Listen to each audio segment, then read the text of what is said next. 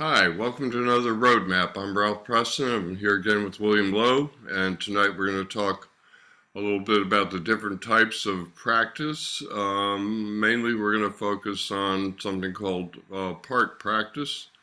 One of the concepts of different types of practice is mass practice. That's when you do lots of repetitions and you do your therapy as long as you can in big blocks, because that helps with, well, repetitions are good, and also plays into the neuroplasticity and the way the brain makes a blueprint to do big blocks of therapy.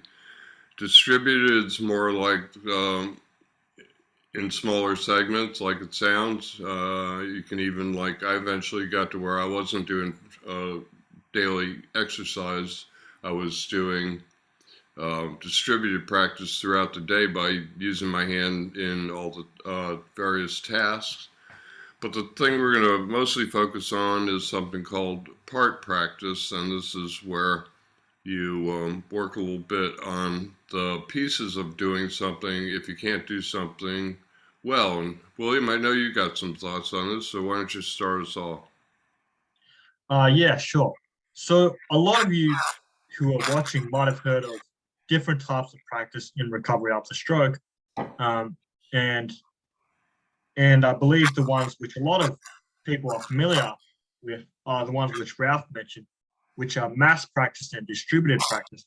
But what a lot of people don't know is that there's actually another approach to recovery after stroke, and it's actually an approach which a lot of OTs actually learn when they go through OT school, and it's something called part practice.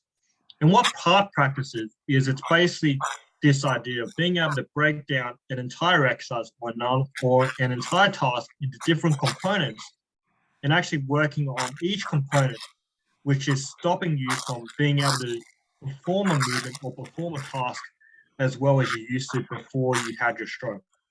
So for example, an example of part practice might be something like teaching yourself teaching yourself how to pick up a ball.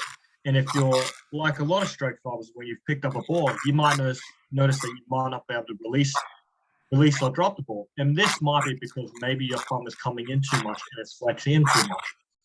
And so an example of part practice might be something like being able to look at the task of picking up the ball and really working to condition or teach the brain to control the signals it's sending to the thumb so that it doesn't want to flex the thumb down so much so in the future that it's not able to relax and drop the ball. So that's just one example of part practice. And if we were to think about how this would relate to walking, an example of part practice might be working really hard to teach your brain how to lead with the affected leg when you're walking to take that first step, rather than relying mainly on your non-affected leg to do most of the walking.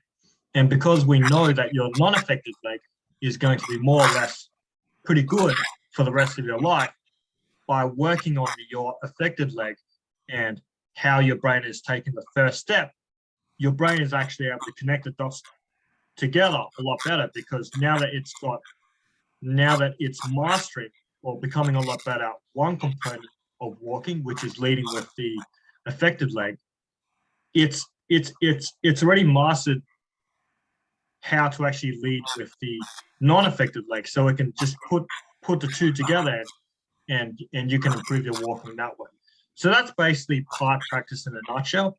It's basically this idea of being able to look at the way that you're doing a movement or look at the way that you're doing an exercise, breaking down the exercise or the movement into different components and working on the component which is maybe acting as an obstacle to you being able to perform that movement or perform that exercise as well as you would like you used to before you had your stroke.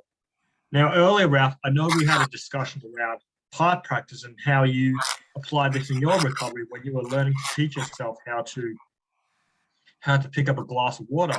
I was just wondering if you had any notes to share on that, which would benefit everyone watching this. Sure. Let me get into that in about a minute, because you were talking about walking and leading with your affected foot. I've often worked on the whole walking thing. I walked, but also worked on the pieces a lot. So um, one of the things I did for you were talking about leading with your affected leg. One thing I did is something called roll-offs. You basically stand with your feet together. You got something to hold on to if you need to. You put that affected foot out, you lead with it, put your heel down first, roll through onto your toe, and push off with your toe. You take your other foot and bring it forward, touch the ground, and you go back. And you just keep going forward and back and learn to. It's good for a few things. It teaches you to lead with your affected foot. You can practice your heel strike, and you can practice that roll through off the toe that's necessary, because actually your foot does a lot of propelling of you forward. So that's one example in walking, for starting with your affected leg. With glass, let's say I've got a glass here. I noticed that early on, let me do this up here. Your hand tends to kind of hang like this, and it's hard to rotate it. So you can only pick up the glass in the beginning like that, unless you can learn to rotate your wrist. And I found I was, doing standard things like, trying to rotate my shoulder to rotate my wrist. So I worked on pronation and supination of my wrist, because I didn't like my picking up with the glass. The other thing I did was I did a lot of what I call thumb push-ups. You just raise your thumb all the way, put it down, raise it back up, go all the way over here. This is good for thumb opposition, which is important, because basically what you want to do is you want to pick up that glass with your index finger and thumb, not all your fingers and not from the top. So instead of this, what you do is you get to where you can rotate your wrist so you can come in on it. And basically I pick it up with my thumb and index finger, and then the other fingers, wrap on the glass and I pick it up. I also practice putting it down. So one of the things that I did was I just would pick it up, put it down, pick it up, put it down. I was also working on, I got sometimes a little bit of shake that I was trying to work out.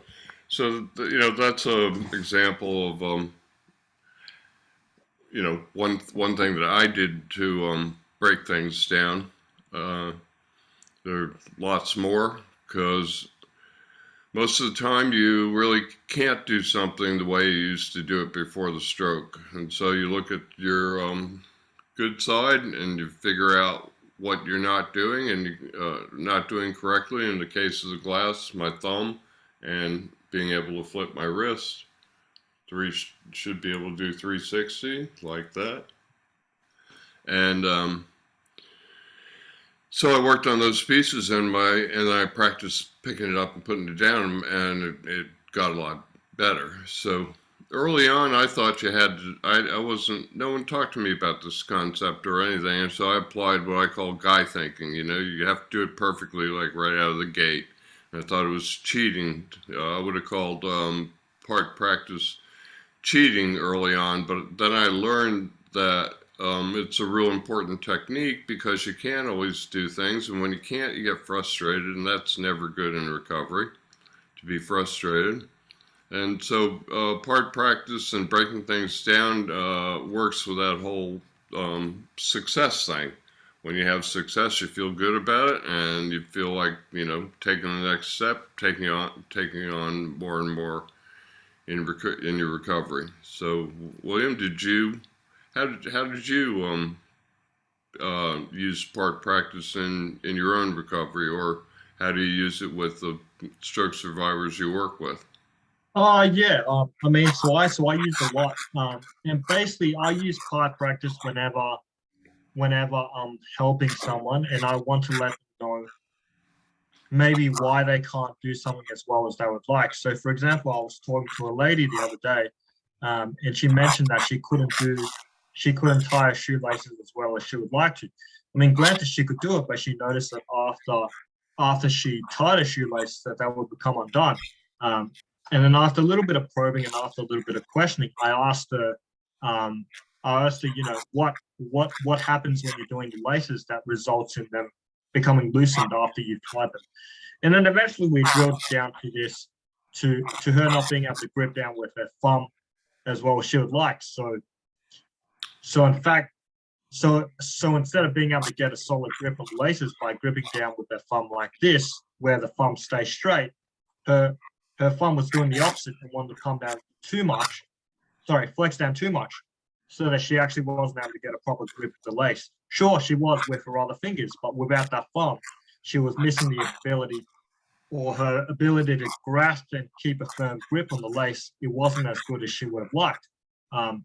So what I suggested to her is that it's that component of tying shoelaces, or the which is it's that component of tying with shoelaces which she needs to work on in order to actually become a lot better at being able to perform the entire task of tying shoelaces a lot better, so that her laces don't become undone. So that's just one example. And then and another example which where I use part practice is when when stroke slowers aren't really sure why they can't really drop ball. So most of the time, stroke slowers, they might not be able to actually pick up and drop a ball because a lot of muscle spasticity and a lot of muscle tightness is getting in the way. So for example, if the stroke slower is picking up the ball and the fingertips are flexing too much like this, they might not be able to drop the ball because the muscle which is used to flex their fingers from the middle of their fingers down like so, it's so tight that they actually can't relax it. And so what I would suggest to them is that maybe they need to receive some Botox injections, or maybe they need to work on teaching the brain how to actually condition itself to learn how to send signals or regulate signals to that muscle which is used to flex the fingers from here to here, such that it doesn't want to flex too much when they're picking up a ball, and so that they can actually relax a lot better.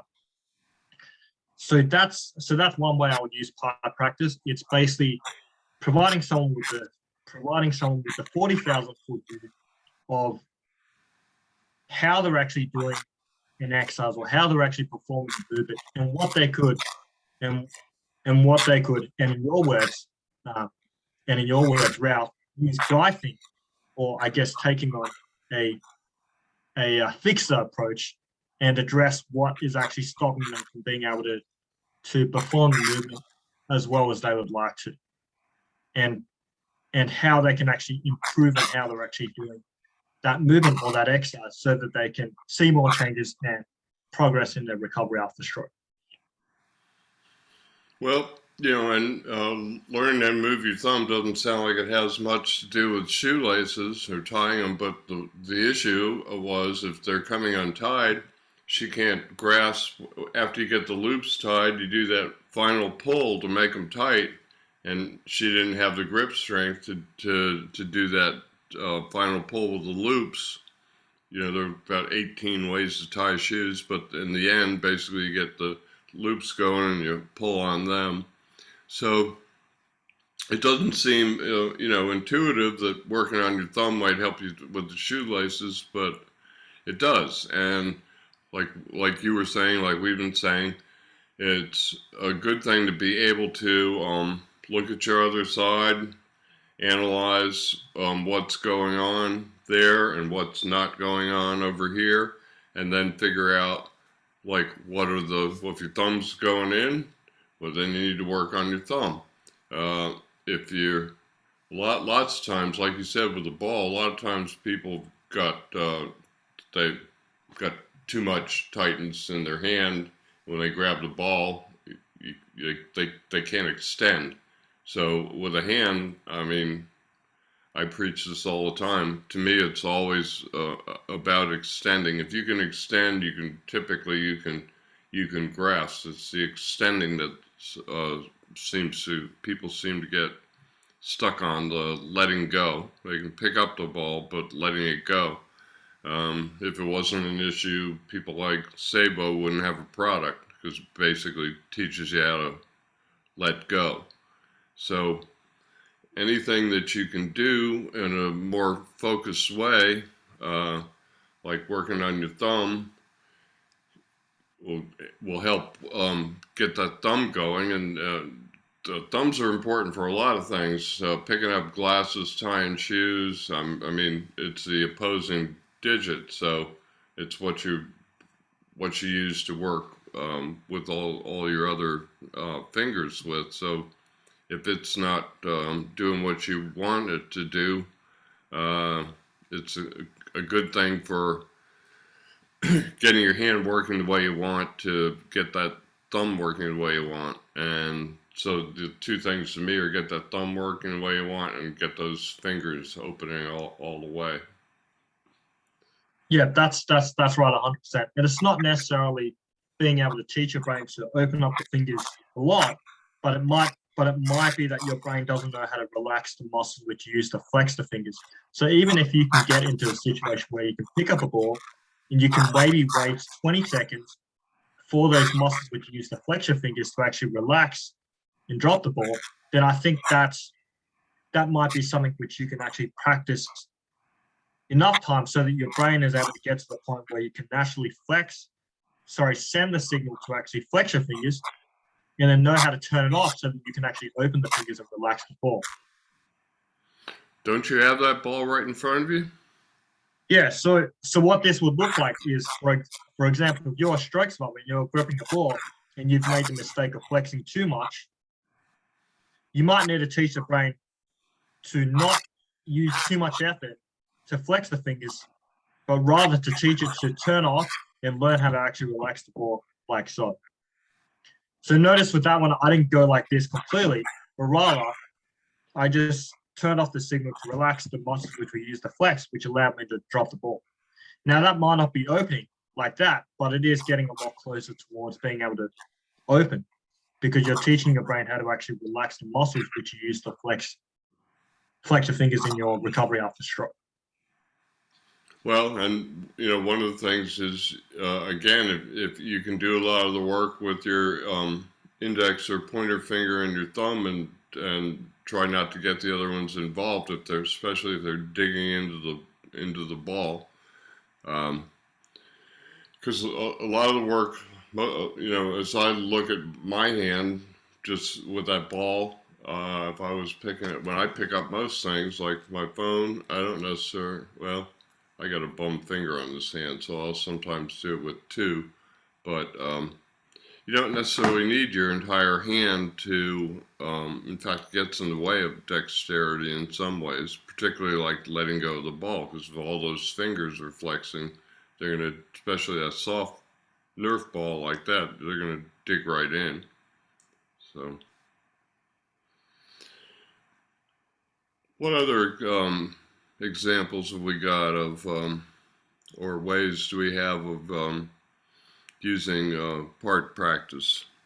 Yeah. So I mean, I just thought of this one just then. I actually was intending to mention it, but when I was learning how to use both hands to eat food, one of the things I learned first was how to actually grip the fork with my affected hand. So what I learned was that when it came to actually using the fork, the index finger actually I use tight practice thinking, and I realized that the index finger actually is used a lot mainly to actually force the fork down to actually poke the food. And it was your middle, your ring, and your pinky fingers which were used to actually support the index in doing this. Now, if you notice, if I'm gripping this fork, when it comes to using both hands to eat food, my index is going to be doing most of the work by pointing the fork down and stabbing the food, and my thumb is actually playing a supporting role by stabilizing the fork along with the middle, the ring, and the pinky. So that's just another way of using part practice to sort of break down how you would have done something before you had your stroke and how you can use what you've currently in your recovery after stroke to teach your brain how to do something which you used to do before you had your stroke by really drilling down and focusing in on that component which needs to be addressed in order for you to perform the entire exercise or entire movement as close as possible as you used to do it before you had your stroke. Well, one other example I use is pegboard. When I bought a few pegboards and had a few, and I tried them, had a few people try them, looked at the whole thing. And what you do if you would be doing it with your good hand would be you would pick up the pieces. You could reorient them if you needed to get the peg going out and put it down. Well, that's a lot of motions. First of all, you got to pinch to lift them up. Then you got to be able to rotate, reorient, get the peg sticking out, and put it in the hole. So one of the things I made a video about this. So one of the things I tell people, the first thing I do is a lot of people get overwhelmed when they look at 100 pegs. So I tell people take like 10 or 20 pegs out and just work with a few so you don't get overwhelmed. That's a different subject. But the first thing you have to do is be able to pick them up. So in my video, I just show people picking them up and putting them back down, pick them up, put them back down. Then you can start learning how to pick them up where they're oriented. Then I show put them in the middle of your palm, using your thumb to push them out and get them out on your fingertips. And so eventually you can, if you practice all those different parts, then once you can do each of the parts fairly well, then you can either pick them up oriented or reorient them and flip your wrist over and push them into the holes. So it's not something that, like I said, I bought a few and watched a few people do it. And one of the things that people tried to do was do the whole thing.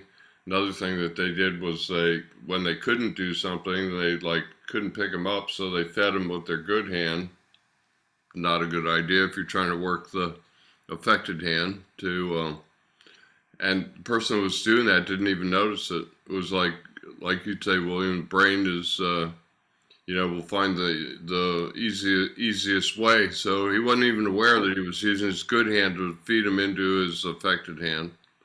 So when, I've had a few people who did it that way, learned all the pieces and put it together, and it seems to work better than getting overwhelmed and feeding them with your good hand and just hoping that eventually you'll put it all together and figure out how to do it. The way to do it, like we said, is to think about how you used to do it, look at how your other hand or other leg or foot or ankle or knee, how it's behaving, and then see what's not right on your affected side and try and get it to do what it needs to do. And even if that involves, especially if that might involve breaking it down into subtasks and then putting it all back together. So, we're back to, again, William, we're back to, paying attention to the details and a little bit of body awareness. All these things come in real handy if you can learn them, or you have. Some people just have body awareness. But if you can learn to pay attention and learn to look at the differences and learn to analyze what's not working, you don't really have to be a physical therapist to say, well, my thumb goes the wrong way. You might have to ask, or an occupational therapist, either one. You might have to find out what types of exercises you can do, mainly things like opposition. You might not know the exercises to correct it, but you can always look them up. Wouldn't you say identifying the problem is one of the most important steps, being able to analyze and say, this is where the problem lies, because if you can't do that, then it's harder to take a focused approach. Yeah, definitely. I mean, I agree, because when it comes to learning anything in recovery after stroke, it's very rare that you're going to perform it perfect right out of the gate. And it's much easier to actually get it right if you start addressing the obstacle first, working from the obstacle first, and then combining it and integrating it with what you've already got to actually teach yourself how to do the whole thing correctly. For example, if you can maybe do 10%, maybe if you can do 20% of the task, um, but you're missing that 80%. That 80% might come from that problem, which is stopping you from being able to actually do the whole thing completely. It might be that your thumb can't even flex down properly, and once you fix that, you can actually perform the movement or perform the exercise perfectly. Well, Going back to that laces example, the reason the person couldn't get a good grasp on laces is because their thumb couldn't flex down properly. But once we address the way that she flexes down her thumb, rather than only being able to do maybe 50% of tying the shoelaces and have the laces loosen up after, she will be able to get to a point where she can tie the laces properly so that they don't loosen up, and she's able to get a little bit more towards normal. well, and you know, if you work on your thumb because you want to tie your shoelaces better, it's also going to help you pick up the glass better, hold the fork better.